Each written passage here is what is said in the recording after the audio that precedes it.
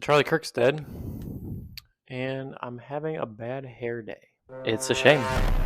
Genuinely, I hope he rests in peace. I think he was a good man. And this video is not to catalog my disagreements with him.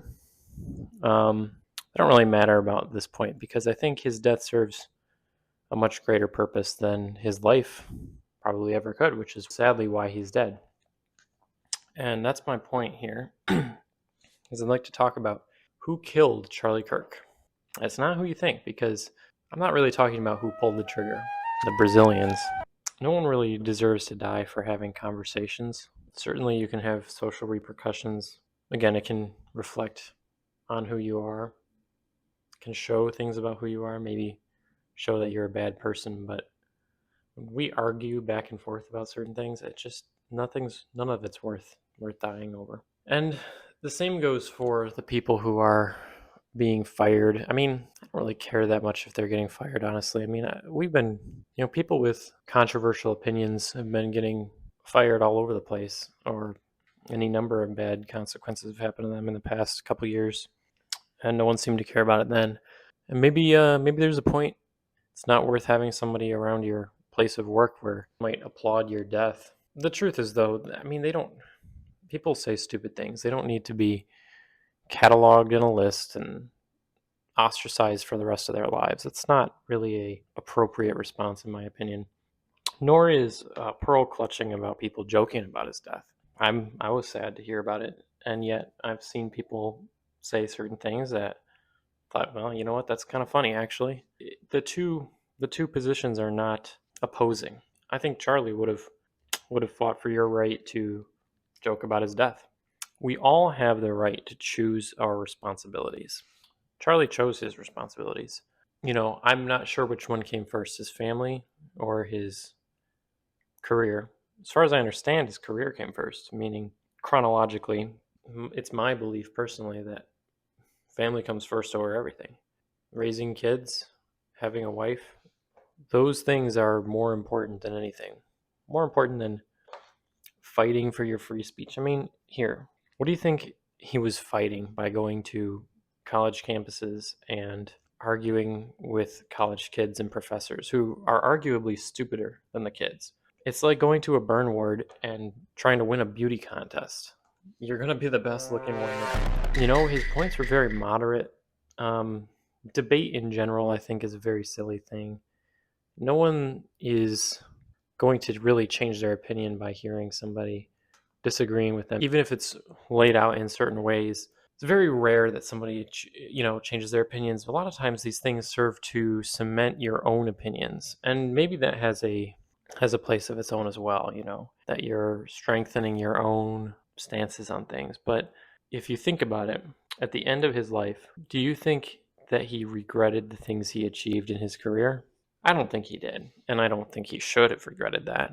But having 2 children and a wife, do you think if he could choose to have never gone down that path and leave them behind, you think he would choose to still leave them behind, leave his children fatherless, make his wife a widow? I don't know. Who's to say? But what we can say, when we look at our lives and make the decisions that come along with our lives, at what point do we decide fighting is not worth it?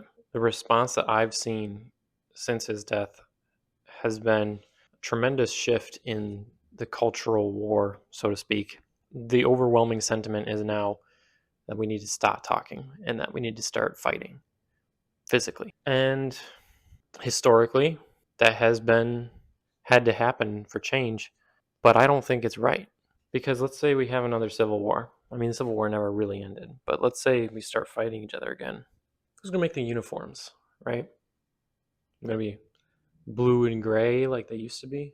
You're going to fight your liberal neighbor who puts out a love is love sign, kind of crazy blue hair people, right? You're going to fight your boomer uncle who posts stupid stuff on Facebook all the time. Who is fighting this war? And who are you shooting at? Who's the enemy? There's no one to retaliate against. Because it doesn't matter who pulled that trigger. What matters is that was a message. The message was that we need to stop talking and start fighting. And it doesn't necessarily matter who sent the message or who he was fighting for or any of that. But what matters is that his actions led him to that place. And you have to remember, in the coming days, where will your actions lead you? You shouldn't be shot for just having arguments with people. No one should be shot for that.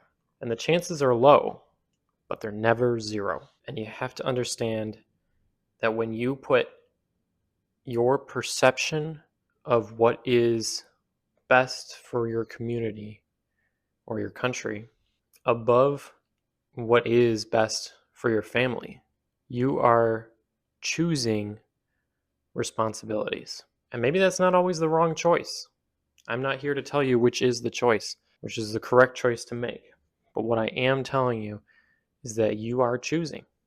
And you have to remember that you're choosing. Because if you don't, you're just going to slide into it. He died a martyr. And like I said, maybe that's what he would have chose. But is that what you're going to choose? Is that what you want to choose if you have a family, if you have people who are counting on you? Risks are an inherent danger to being alive. I totally get that. You'll never avoid all risk in your life. You could have a family counting on you and you drive to work to provide for that family. You get hit by a truck and die. It's possible.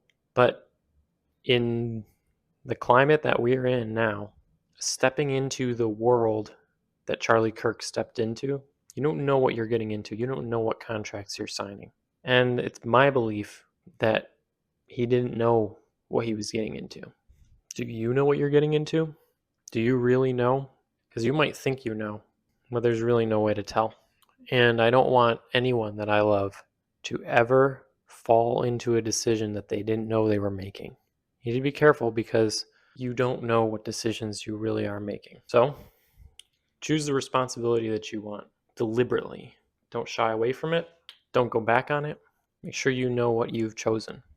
Also, as a side note, Cash Patel, if you've happened upon this video, you're an actual bug person. You're really cringe. I suggest resigning. I'd love it if you left the country. That would really be nice. Last thing I want to see in Valhalla is some Indian faggot